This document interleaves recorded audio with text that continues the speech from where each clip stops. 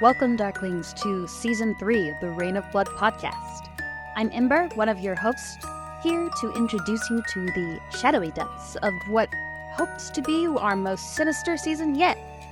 This season, your unholy trinity of organizers and hosts, Miss Kitten, Radically Dark, and myself, have entirely way too much fun with the Summer of Stabs, our 80s horror-themed series that promises to be both educational and thrilling.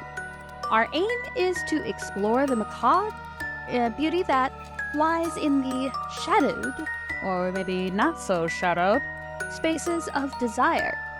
Leading up to Reign of Blood Nightfall, our advanced Halloween extravaganza, we'll be discussing topics such as embodied and informed consent, risk mitigation, and other helpful tips, ensuring that every prick, slice, and puncture is as thought through as it is sensational for you. We'll also continue interviewing sharks enthusiasts from around the world to find out what makes the blood-loving heart tick.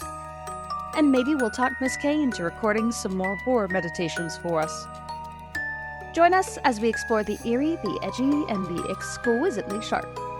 This is Reign of Blood, where the macabre meets the magnificent, and the only limit is your imagination, risk profile, and informed consent. Let the Summer of Stabs begin. But first, a content warning. This podcast is not suited for individuals who are not legal adults, are not interested in heavier BDSM practices, who are presently having severe mental or relationship health concerns, or who do not already understand basic BDSM practices regarding consent, ethics, risk mitigation, etc. Topics may include things like mental health issues, social issues, injustice, blood and sharks, of course, medical trauma, medical issues, trauma of various types, and more. Listener discretion is heavily advised.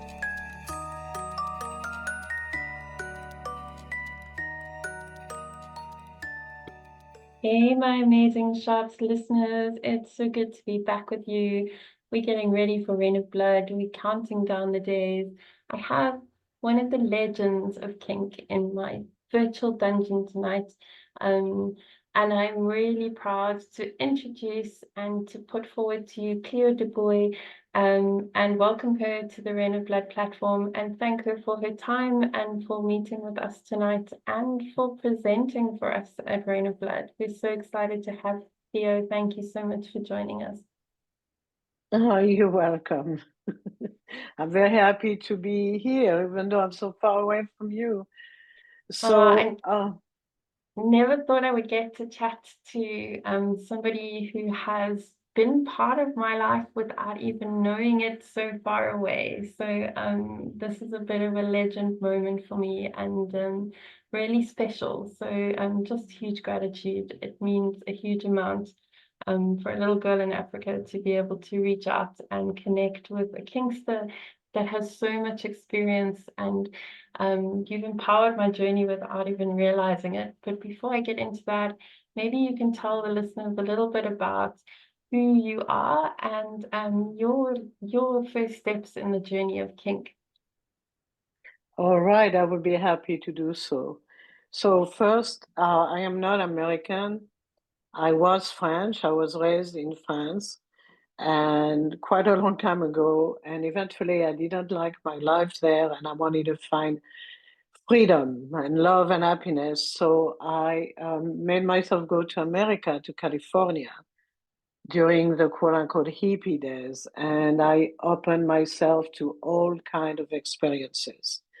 Eventually, in the early 1980s, I had a boyfriend who took me to a class, a very, very, very first class on consensual power exchange and BDSM. And I didn't even know what that was. But through the class, which was taught by a woman, a big light went in my head. And I went, oh my gosh, that's what I'm looking for. I wanted to learn and to do BDSM safely. I didn't know exactly how it was going to go, of course. It was an adventure and a journey. And I joined the Society of Janus, which was a open educational group for people who were a little different about their sexuality and power exchange and sensation play and body ritual. And that is where I met Fakir. Fakir was one of the teacher of this early time of the leather scene in California. And I was fascinated by what he was presenting.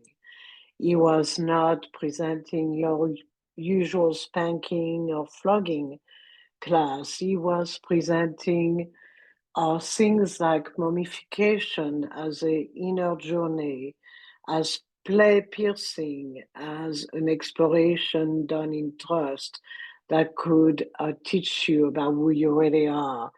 Um, all that ritual from other country that he had studied through looking at culture in magazine called National Geographic. Because all of this was before the internet, so everything was very, very undercover, and I was so blessed to have the Society of Janus to help me develop what would become my life work and my life path. Um, Eventually, I went through the 80s, the 1980s and 1990s were quite difficult because I lived in a community that was not straight, not heterosexual. The BDSM new community was everybody, was Kingster, gay, bisexual, non-sexual, straight, gender player, lesbian. Everybody was finding their way together. So, of course, through the 80s, there was an incredible amount of death through AIDS. Many, many, many of my community members and friends and people I was playing with died of AIDS. Through that time, I became close with Fakir, who made a movie called Dances Sacred and Profane, which can be found online. So it's Dances Sacred and Profane. Actually, there's a lot of stuff about him online as Fakir Musafar. Um, I asked him to do a ritual, which I had seen that he had done with piercing. And it was actually funny because, people that are shaman or wizard often have a funny side, a trickster side, we call it. So he had made himself be a Christmas tree with all these bold Christmas balls sewed on his skin. And that really interested me, made a big impression on me. And I sought to approach him and say, I want to do a ritual that involves piercing because so many of my friends and community members are dying.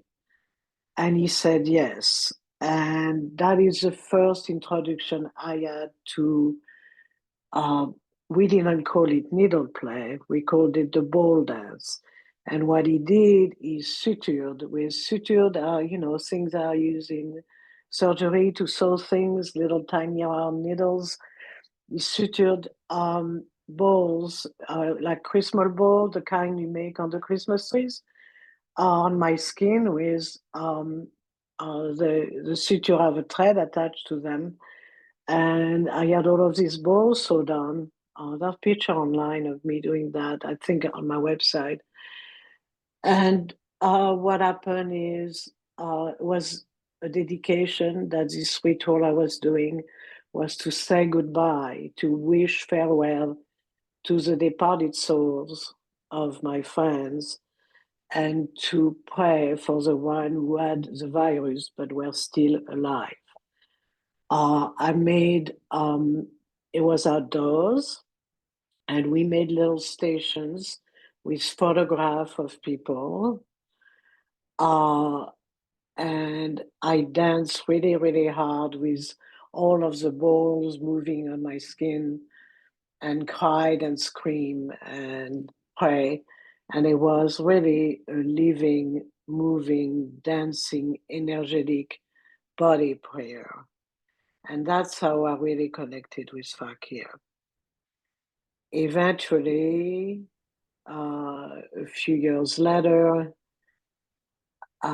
we got very close, and in 1990, he married me.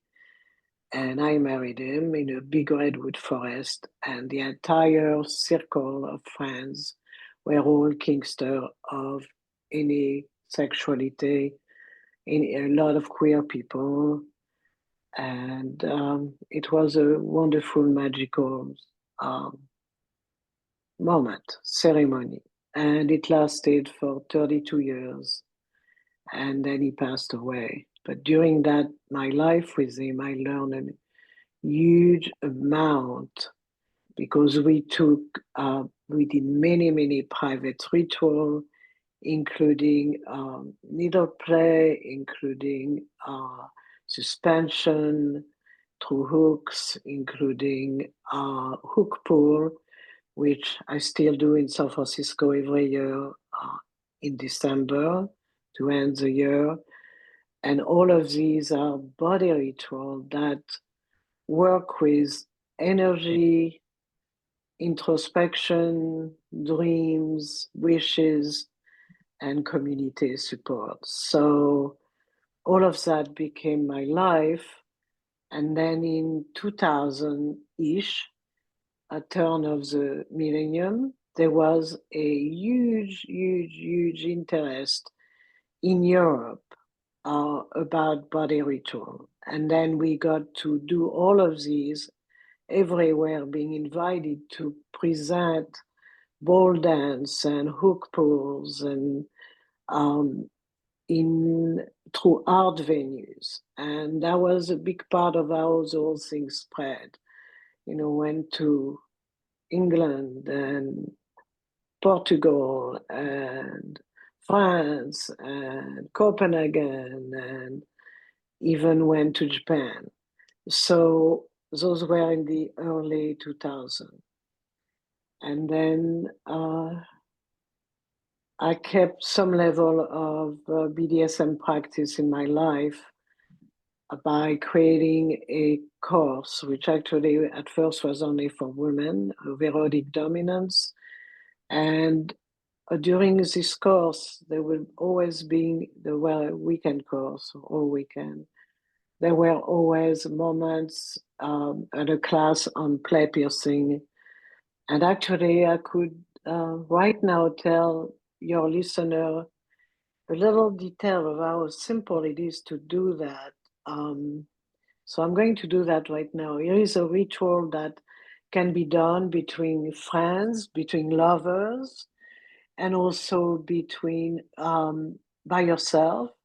So it involves inserting two needles on your upper chest, above the breast for women, and for men, same level, so above the breast, and insert the needle into the skin along the line of the skin. 19 gauge needle are really good for that. It does not need to be piercing needle. Just 19 gauge hypodermic are perfect for doing that. And then, wearing gloves and cleaning the skin first, and then inserting the needle in, not too deep, not too shallow, pushing it through, then putting a little cork on it. And if you don't have any cork, you can take a wine cork and cut it in small pieces so that the needle end is covered. And then making a little cord, clean, that's never been used before, and wrapping it with a loop on each needle. So it makes like a little lead that go from one needle to the other. And then you can either tie yourself to anything so that you can pull on the piercing, and the piercing being at your heart chakra, which is, where your main heart, your energy of your heart is. And you can meditate and close your eyes and pull back and do it not really hard right away, but keep doing it until your consciousness shift and you really enter a light state of trance. And in that state of trance, that's your body prayer. You can cry, you can laugh, you can have revelation about yourself. And if you do it with a friend and you both have the needle in, both have two needles with a cork, and the lead that go from, a strong little line, paracord, very good for that, from one line to the other and pull on each other, looking at each other's face, left eye to left eye. And if you do that, you have the connection of your psyche and your heart space, and it can be extremely intimate, kind of almost like lovemaking, even though you are completely not touching each other physically on your body, but you're reaching each other through the intensity of the pull that you're both doing with each other. Now, I hope that this was descriptive enough, but here is a ritual that can be done by anyone who has access to, rubbing alcohol, a piece of clean cord, some corks, and 2 19-gauge needle. Very, So, very descriptive, Cleo, really beautiful. And I've done energy pulls with friends of mine, and it is a type of penetration, even though the penetration's in your own skin, where the cord connects those two penetrative spots and you feel so connected with each other. It's beautiful, and you described it beautifully. thank you. So, yeah, so now I'm pretty much retired. I like to run rituals, so I still do a lot of that. I just went to Brazil, and oh my God, it was so beautiful. I'd love to do that again other places. Um, the people in Sao Paulo wanted me to tell them my story of my life with Fakir, who, basically is the father of the modern primitive movement and brought these practices because he was kinky as well, of course. So he didn't see any reason to be ashamed of kinkiness, and he tied it in with shamanism and spirituality, and it was all our body belongs to us, and we can do what we want with it. It is not belong to the church, it does not belong to the government, it belongs to us, each and every one of us who have a body. And what we do with it, of course, it's a good idea to do it safely and to do it without shame and to have support of friends, close one, community, tribe, so that uh, what you're doing is brought into the light and not hidden or pathologized. So that's pretty much in Brazil. I went there. I told my story about my life with Fakir, including his own personal kink, his gender fluidity, all the ritual and all the amazing suspension, revelation.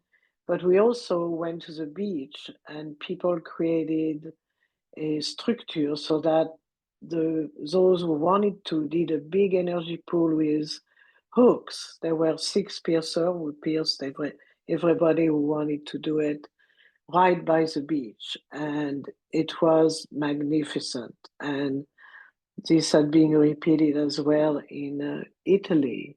All that stuff is online, by the way. You can look at GP24, and in Italy, you can look like Italian Suscon, and there are photos and images of all of these events that really were started by my life companion, by Fakir, and I was so blessed to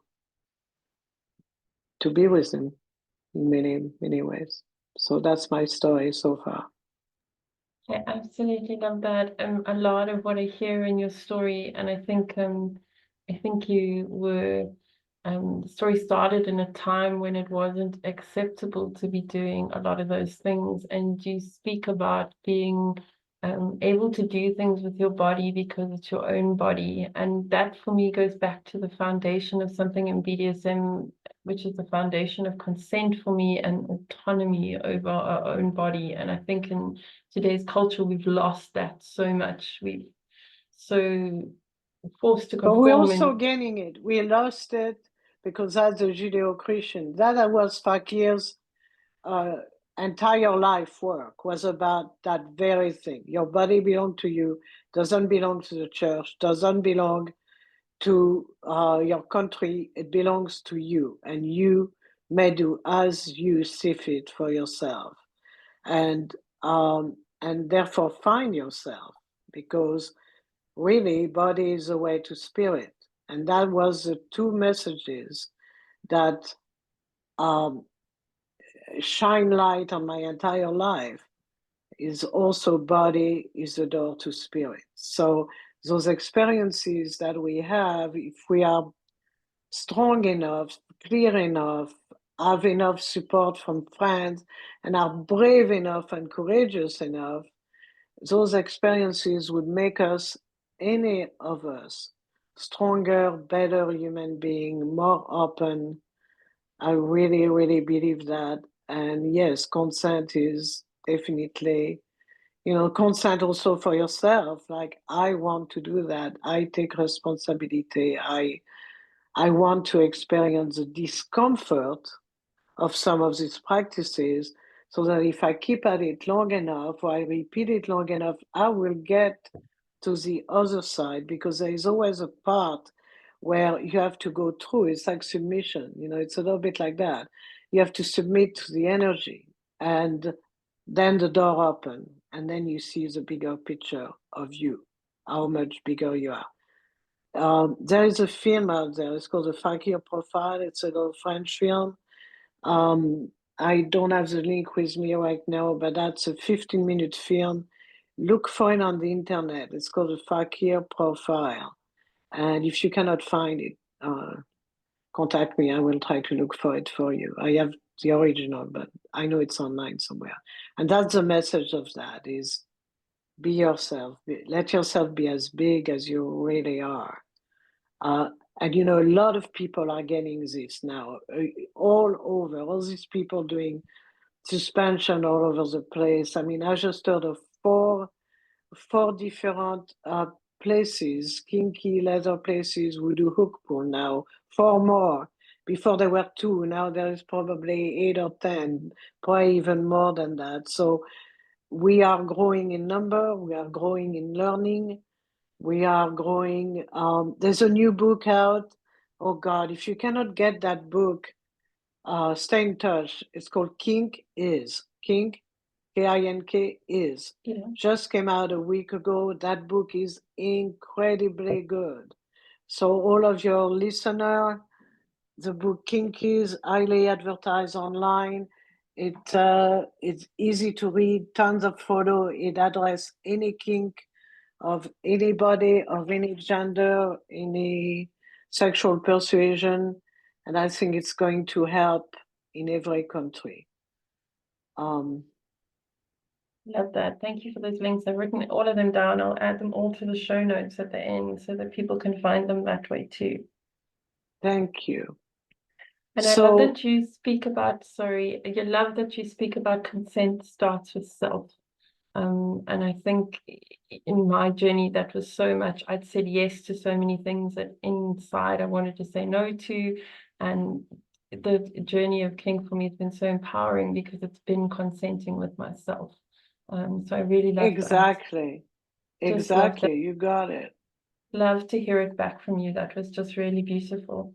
Can you talk to me a little bit about the performance art that you're involved with and how that comes into play with the rituals and what you do? There is a big event in London called run by Skin 2. Hang on, let me try to think of the name. It's a fetish board. There's a big fetish board. And people did all kind of fetish performances. It's once a year, run by Skin 2. And we got invited. So I got invited. Fakir got many, many invitations all over the place. And we both agreed that we didn't want to do a quote unquote performance. We wanted to do a performance / ritual. So we work on this together, how to create protection. So one of the first steps of ritual performance, or for that matter, of any ritual, is to establish protection.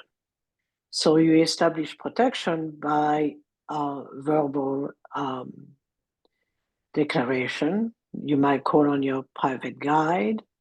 You might call on spirits. You might call on the spirit of the departed, which now may watch over us. You may call on anything with your voice. You can also make sure that you have everything prepared for the ritual, so that whatever clean supply that you need are there, that you know what you're going to do in terms of safety and no cross-contamination of body fluid between people. So, gloves and, various cleansing products that you might want to use. We tend to use betadine, iodine, whatever it is that you're going to use to clean the skin. Sometimes just alcohol is enough. It depends on what you're doing. So that's the protection part. And then you might want to call in, so you're also calling it for your psychic helper. And then there is a dedication part, which is what is the intention? So what are you not wishing, but what is your intention? And your intention is not the same as a goal.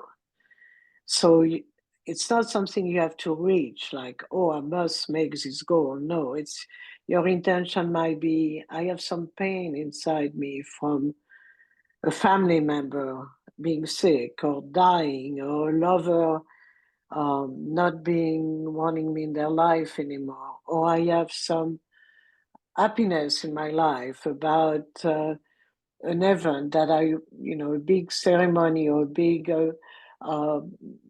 it depends what it is that you want. A celebration like, I was sick, now I'm well, I want to give thanks. So what are your intention? And then you set your intention. Okay, so for the show in London, we set our intention that this would be a ritual.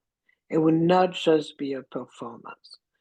So we, of course, look at costume, what kind of costume was wanted, what kind of music we wanted. And then we got on stage and we had a plan. Actually, I think that's on Fakir's website, the TJ, the performance piece in London. Look it up. And she was suspended by two. She would started on the floor, and we put hooks in her through, the needle, and then insert the hooks, and they were tied. And there was a pulley system on the ceiling, a very high ceiling, and big hooks in Fakir's chest, the big hooks that he used. And as he backed up through the pulley system, the woman, TJ is her name, was lifted up in the air. So they started very close to each other. Then he started walking backward with the hooks in his body. I was behind him for safety. And as he kept walking backward and backward, the TJ was lifted up in the air. And she was a good yoga practitioner. So she started doing some yoga pose as she was suspended, which was brilliantly beautiful. And that, with the intention of ritual and bringing the message body is the door to spirit to the partier at the fetish ball, worked. The room was quiet. Everybody was sitting quietly. There was no moving around with drinks in their hand. And when the two of them, when the ritual was close to finish, Fakir walked back towards her. The TJ was being brought back down onto her feet. And the energy of those two was so big that you could feel it from electricity. It was completely electric. And they bowed at each other, and we went, yeah, that was a good performance ritual. Because it didn't need any words, it didn't need any trying to tell people what they were going to see. It just was about opening up the door for energy and for people to witness that. Oh, I love that. Thank you so much for sharing that with us so authentically. It's such a beautiful story, and it's so beautiful. I can picture myself being there and seeing it. He speaks so much about intent. And I think the one thing I find in the Sharps community is that we are all driven to recreate these perfect pieces. We get a little bit lost in the journey with intent. And I think hearing you talk tonight has just been so reaffirming about focusing on the intent first and then letting the intent flow through the piece. So I really love that reminder. I found that really special. Thank you. Oh, you are so welcome. Yeah, it's interesting because we have to think about these things, how to make them happen, and and what we focus on. But then when we're doing it, we just have to let the energy uh, be there. So it's like you have to get out of your head. You know what I mean? It's like there is the thinking process, the planning process, the dedication process, and then there's just the being there and letting it be. And if it is going to be ecstatic and laughing and crying and any of that, to just let all the energy be there, to because what is life beside energy, right? I love that. It's such a beautiful reminder, and it's so necessary. We're so not present for so much stuff in life. Life is so busy and so hectic, and the very little moments that you get to fully embrace. It's the one thing that Those are shocks. the yeah. Those are Yeah, the Fakir had a name for that. He called them the golden moment, and our life cannot be only golden moment. It's going to be all the other stuff. But when we do the hook pull at the end, we remind people to keep some of that, whatever it is they harvested. I like harvested, like you're harvested the fruits of your work. They harvested in their heart to share some with people, but keep some for yourself because we cannot live only in those golden moments. We have to live in, the light of everything else that we have to do in the modern life with everything that we are bombarding with, including fear and poverty and our society is really messed up in many, many countries, including right here where I am. So those golden moments are really important to remember that they're in our heart, they're in our life. We can draw on them again.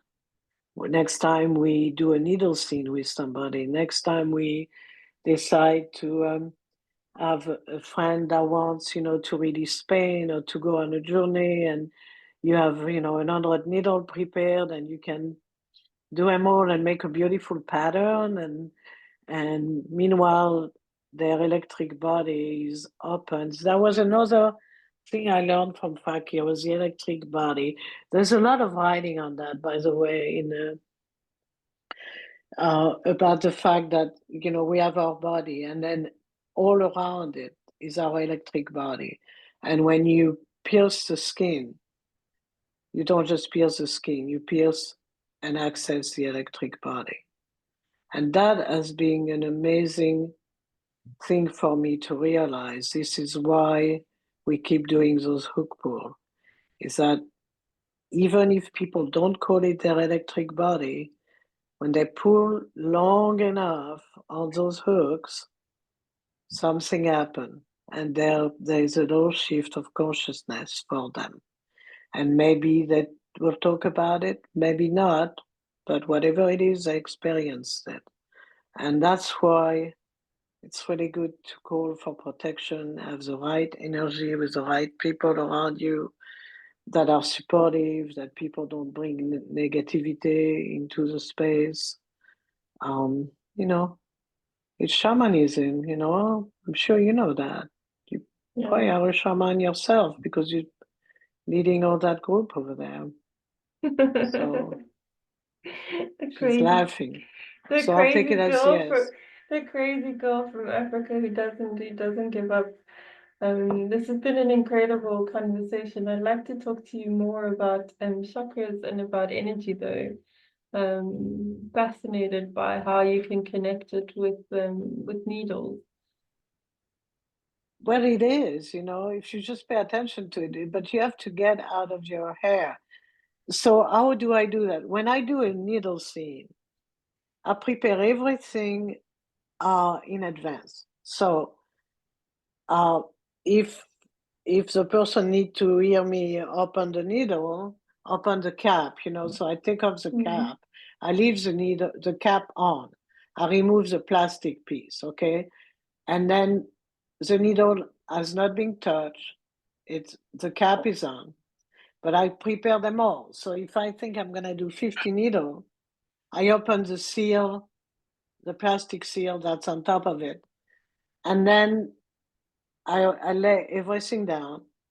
I clean the skin of the people. I like to use betadine because you can see what pattern you're gonna use, and nobody's really allergic to betadine. That's what they use in any hospital for anything. So you can make a design. You can say, I'm going to make a mandala, or I'm going to make something that go from their shoulder down, across their chest to their belly, to release energy or to bring more energy this way or that way. So I pay attention to the design I'm going to make. And then I connect with the person who is usually laying on either a massage table or my bondage table. You know, I'm lucky to have a bondage table. And then I have the right kind of music, something soothing, nothing crazy, no heavy stuff. And sometimes it could even be outdoor. During COVID, I did a lot of these things outside in my yard. So there was really no music. There was just the sky, right? And I can have the person either blindfolded or not, depending what's agreed upon. If they don't want to see the needle coming in, then I say, you know, you could go inward and I could blindfold you, and that work for some. Of course, if they say, no, I want to see, then no blindfold. And then I do the needle rhythmically. So the way that it goes is like this, okay? This is going to be about rhythm. Okay. 1, take the needle in my hand, open the cap. 2, press the skin of the person down, and with the needle in my right hand, look, always see where I want the needle to go. Okay, the pointy end first. The needle should be lifted up so you can see the bevel. Don't put the needle so you don't see the hole. You want to see the hole of the needle. And then I press the skin down, and I look at where my entry point is, and I push the needle through and look at the exit point. It should be maybe less than an inch. I'll say 1.5 centimeters. Okay, is a good width. So 1.5 centimeters, I go, and then I go back, pick up the next needle, open, finger down, needle in my hand, breathe, exhale, through. Then open like that. And I encourage the person to exhale every time I put the needle in. So open needle, press down on the skin, look where the entry point is, look the bevel is up, exhale, 3. And I do it rhythmically. So it's like boom, boom, like that. And the rhythm, because as we know from drumming, from African drumming, from any kind of drumming, the rhythm is what turns people out. That's why we like to go dancing, because the rhythm. So to keep the rhythm organized. And I put the needle in rows, not one here and one in another place, just in a row. So it's like one, and then maybe half a centimeter or a centimeter higher up, one more, one more, one more, like that. And then you can tie a cord on them. Basically, embroidery thread is great for that. You can get the threads for making embroideries, and you can lace all the needles together. And then you can also play with them with your glove hand on top. You don't need to put corks on that because you're not going to touch over there. And you can run energy with your hand. And then if people start crying, I always say, go there. Just go there. You're safe. Go there. You're safe. And some people start laughing. And sometimes people are very, very quiet. But I find this is talking to you about play piercing, not pulling. Okay. That last Yeah. piece was about play piercing. Yes. Does that work for you? Yes, it's absolutely beautiful. And I'm reliving all my moments, that breathing with somebody when they're on the table and you penetrating their skin and you're breathing in union with them. That's a form of intimacy that is something that's just beyond anything sexual for Magical. me. It's It's magical. and I think at the beginning of my journey, spirituality has always been hard for me to grasp. And I found I was closest to finding a spiritual moment through piercing more than I'd ever found in anything else I'd done. And I was starting to use in the first sort of after the first sort of year of my journey, I was starting to use the word this almost feels spiritual, which was quite a strange, I was quite a crazy kid. So it was quite a strange, empowering realization for me, and something that I've really embraced and really found beautiful. You said so many things tonight that I was so, I just putting home so many messages that I've sort of found on my own. So it's really beautiful to listen to you talk, and I've really found it quite valuable. And just a little bit in Well, you see, awe. you're one of us, so you got it. You really do. I just hope that you can manage to travel and meet some, some inspiration from some of these amazing European. If you're interested, just stay in touch with me through email, and I could send you some link of people that are in different places Thank and do this you. kind of work. Um, let's see what else. Tell me about an exciting project coming out in a year's time. Uh, You video? yeah, the hook pull. Well, no, there's several things coming up. One of them is the hook pull here, the big hook pull. We are so blessed. We have a taiko drummer. See, it's mixing different. Taiko is from Japan. This marvelous taiko master was a woman will do taiko drumming for us. So it's a big event. It's in the home of the piercing school, which is in San Francisco. We have a beautiful place we can do it in. So that's December 8th. That's my big event I do in December. I am trying to finish my book. I'm going to go finish my book after the hook pull. Before the end of the year, I want my book, which is right now called A Piercing Love, Cleo and Fakir. I want to finish my book, then I want to look for a publisher. The book, I think, is for anybody, but big publishing company won't want it. So I might have to self-publish. I don't know. If you know anything about that, let me know. So I want to finish my book this year. That's really, really important.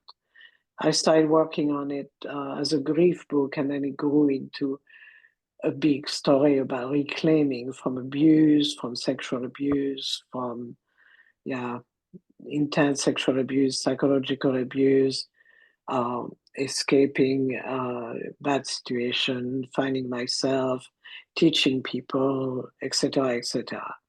So that's my big project, is finishing my book. And then a friend is named Angelo Matson Minax. He's doing a movie on Fakir's life, and it's very modern. He's a very modern artist. The link is a body to live in, a body to live in. There is a clip that everybody can look at. So the movie will be out in a few months. So Oh, those are important things. Then I will hope to be able to go see it in different places. And I will show in Europe as well, not just in America. So those are things that that I am blessed to be able to do, and also live my life as an older woman. I just had a birthday with a number 7 in front of it, which really scared me, but I still have a bunch of life to live. I have a really good community. I have sexuality in my life at my age, which I think is really, really important. Um, and yeah, I'm blessed, and my health is pretty good. So staying alive and staying vibrant and is and keeping my message open and saying yes when people want to know something, not just say no, I'm retired, and say yes, I'll do it. And Alex is the one that told me about you. He said, do it. She's really nice. She's doing her own thing. She's wonderful. No, I don't want to do any podcast. Yeah. You'd like it. Do it. Say, okay, I'll do it. I love that you're open, and I love that you said yes to us. And I can just tell you there's a whole platform behind me that is so excited for your class. We can't wait to welcome you, and we can't wait to share our space with you. And we are just so grateful. And from a little girl in Africa, I'm so privileged to have had the opportunity to take this I call with think you're a you. strong woman. I don't think you're a little girl. I think you're a strong, visionary woman, and I would encourage you to keep doing what you're doing, to stay safe and be proud. And when we look into the dark, that's where we find the light come through, and you know that with your people. So just keep growing. When I left Paris, when I left France, my family was very, very, very, very, very right wing and very, very, very traditional and not supportive. And my mom and dad say, there'll never be body piercing in Paris, ever. Yeah, right, there's about 25 shops now. They thought my husband was crazy. Uh, you know, so just keep doing your work because it's really, really important. And the fact that you already know that, body is adult spirit and sexuality is part of energy and energy rising. It all starts in the chi energy, which is, on the bottom chakra. You have like, your self-protection, and then the sex chakra, and it goes up and up and up. And when it goes up to your heart and reach other people, that's the work. And I think that's what you're doing. So I Oh, would Cleo. encourage you to continue. And I'm really, really grateful that you were willing to hear me. And who knows, maybe we'll meet each other in the flesh sometime. It I'm going to be in absolutely Malta, does. but Malta is still far from South Africa. It's any reason for a holiday, any reason to get on a plane. This Well, is I'm going to be in Malta for stay in touch. Okay, will do. I am really, really grateful that you wanted to do that with me. So thank We, you, and we can follow up on. I have your email, yeah? No, I'll send you Instagram. my No, email. Instagram. Tell people I'm on Instagram. Okay, Cleo I will Dubois on Instagram and I'll pop Fakir your Insta. Musafar. I'll pop your Insta in the show notes. And just a huge thank you from us, huge gratitude from me, and total privilege, and can't wait for your class. And yeah, And uh, ciao, the same for me. you're an incredible human. Well, listen, Ciao, Bella. that was a very special podcast. feel very blessed tonight and very thankful to be in the shops community that I'm in.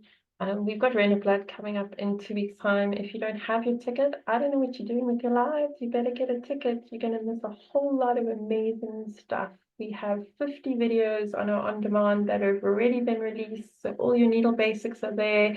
You can watch them with no pants in the comfort of your own home. And then you can join us on the 1st and 2nd of November for some incredible presenters embracing Halloween, embracing the spooky season, and having some fun with sharps and needles, and taking your kink journey a little bit further. If you need a ticket and you need a scholarship, we believe education is for everybody. Please reach out to our platform. We're quite happy to assist you. We want this to be for everybody. We want you to be able to learn with us, and we want you to be able to attend. And then for my dungeon, a little bit of an overwhelmed kitten.